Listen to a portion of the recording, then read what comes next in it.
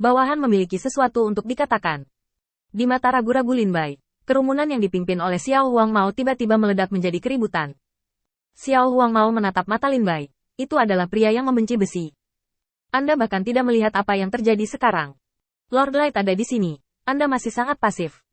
Berapa banyak orang yang menginginkan kesempatan seperti Anda. Mereka bahkan tidak bisa memintanya. Biasanya memeluk bahu Lin Bai, dan mengambil keuntungan dari anggur. Dia memberi Lin Bai pelajaran. Kenapa kamu ragu-ragu di sini? Hah? Bagaimanapun juga, kita adalah saudara. Jadi kamu bisa memberitahuku dengan hati nuranimu. Apa yang salah dengan Lord Light untukmu? Atau apakah ada sesuatu yang membuatmu tidak puas dengan Lord Light? Mengapa kamu menggelengkan kepala? Jika kamu ingin memperlakukanku sebagai saudara, kamu akan mengambil anggur dari Lord Guangzhou. Xiao Huang Mao menepuk bahu Lin Bai dengan keras, lalu bangkit dan memberi Qin Yichen senyuman yang menyanjung. Dia mengeluarkan anggur yang disajikan Xiao Er sebelumnya dari meja, dan Xiao Huang Mao menuangkan segelas penuh anggur langsung ke Qin Yichen, lalu berkata, Tuan Guang, saya juga minum hari ini, jadi saya berani berbicara dengan Anda dengan arogan. Kamu adalah orang paling kuat yang saya kenal, dan orang yang paling saya kagumi. Anda memiliki kekuatan yang begitu kuat dan memiliki sikap seperti itu terhadap kami. Anda adalah tamu terhormat saya dari Lei Cheng, dan bahkan lebih dari orang terhormat Lin Bai. Namun, anak ini Lin Bai terkadang mengaku mati, dan terkadang dia tidak bisa berbelok di tikungan. Mohon bersabar. Jika dia melakukan kesalahan, saya bersedia menghukumnya untuknya. Setelah berbicara, Xiao Huang Mao mengangkat kepalanya dan hendak meminumnya. Qin Yichen memimpin dan memegang tangan Xiao Huang Mao. Anggur jenis apa yang kamu panggang? Tidakkah kamu berdenting denganku? Dengan mengatakan itu, Qin Yichen mengambil gelas anggur dan menyentuhnya dengan ringan. Oke, aku bisa menjanjikan ini padamu. Di tengah keheranan semua orang, Qin Yichen meminum semuanya. Xiao Huang Mao sangat bersemangat sehingga dia mendapatkan 3 poin. Pembangkit tenaga listrik. Bahkan dalam posisi penguasa kota Lei Cheng, pembangkit tenaga listrik yang tidak bisa melakukan apapun di depan penguasa cahaya. Memperlakukan kata-kata, manusia, ini seperti omong kosong.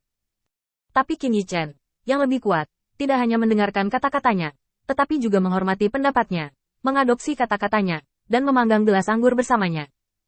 Menempatkan ini pada penguasa kota, tidak mungkin hal itu terjadi sama sekali. Melihat Qin Yichen lagi, jubah Tao sangat sederhana, bahkan pakaian paling compang camping dari penguasa kota Lei Cheng. Gambar seperti itu tiba-tiba menghantam lubuk hati Xiao Huang Mao. Melihat Qin Yichen, tangannya gemetar karena kegembiraan. Pada saat ini, dia sepertinya merasakan jarak antara penguasa cahaya dan dirinya sendiri. Sangat jauh, tetapi sangat dekat. Penguasa cahaya tidak memiliki batas.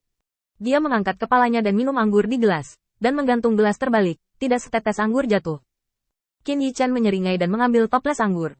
Saya pikir akar Anda tidak buruk. Jika Anda memiliki pikiran, Anda bisa datang ke kuil Dewa Cahaya dan melakukan sesuatu untuk saya. Bagaimana Xiao Huang Mao bisa menahan undangan seperti itu? Kuil Lord of Light telah menunjukkan kekuatan mereka beberapa kali, dan sekarang, merupakan suatu kehormatan untuk menjadi orang yang percaya pada kuil Lord of Light. Xiao Huang Mao tidak terburu-buru untuk setuju, tetapi ragu-ragu untuk sementara waktu. Bisakah aku benar-benar? Pertanyaan ini ada di benak semua orang yang hadir. Bisakah mereka benar-benar? Bagaimanapun, Lin Bai juga merupakan salah satu orang kuat Lei Cheng, dan masuk akal untuk bergabung dengan kuil penguasa cahaya dengan pengabdian. Mereka tidak memiliki kekuatan Lin Bai, hanya He Yang.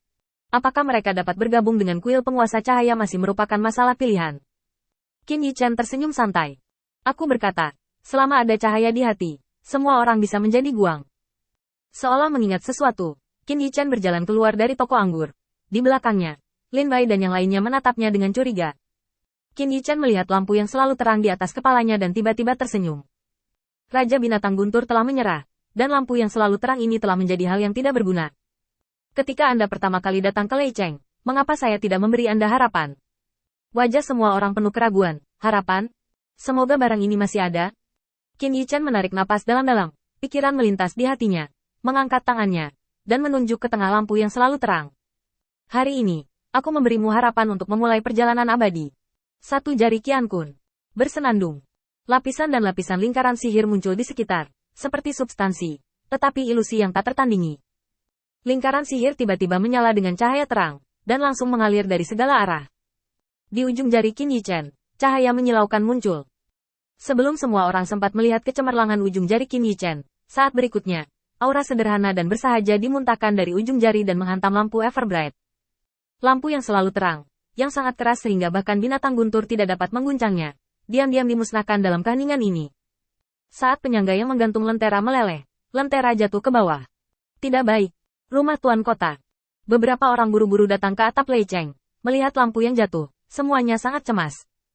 Qin Yichen hanya menyipitkan mata ke lentera yang jatuh dan menghela nafas ringan. Jalan Yin dan Yang menghilang. Udara tampak mandek sesaat, menambah sedikit kepanikan di mata beberapa orang yang panik. Lampu yang selalu terang yang tidak bisa dipecahkan meleleh dengan cepat dengan kecepatan yang terlihat dengan mata telanjang, dan akhirnya berubah menjadi sepotong pasir halus dan memercik. Setelah beberapa saat melihat apa yang terjadi di depan mereka, matahari yang cerah jatuh dari langit. Pancaran cahaya terang itu membuat kota, yang baru saja menjadi redup karena hilangnya lampu yang selalu terang, seketika menjadi lebih terang. Banyak orang Lei Cheng menatap lubang besar di puncak gunung dengan wajah penuh keheranan. Mereka lebih memperhatikan seberkas cahaya yang dilemparkan ke dalam lubang besar. Ini adalah cahaya yang sama sekali berbeda dari lampu yang selalu terang dalam ingatan mereka. Sinar matahari yang hangat turun, dan seluruh gunung tampak hangat.